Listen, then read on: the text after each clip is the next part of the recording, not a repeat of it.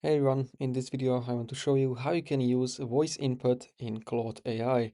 So I think this feature is added just recently because I only remember there was this voice mode icon, which is actually for talking with Claude and not for doing like voice input.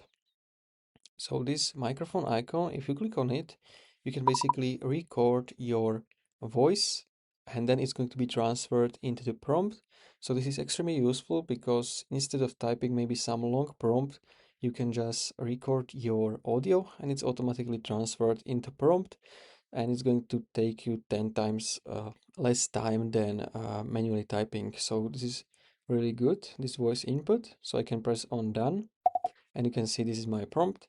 So now if you think the prompt is good, you can send it, and this is how you can use voice input in Claude AI.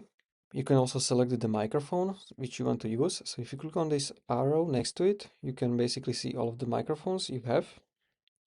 And I think you can also use this on the desktop version. So I'm currently in browser, but if I open Claude on my desktop, I'm in chat and you can see this microphone icon. So I can record my audio.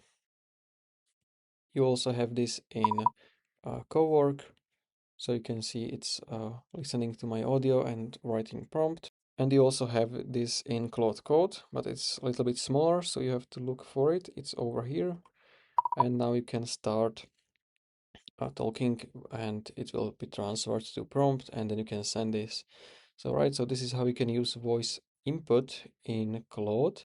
So that's all for this video. So if you found this video helpful, please consider subscribing for more tutorials like this one.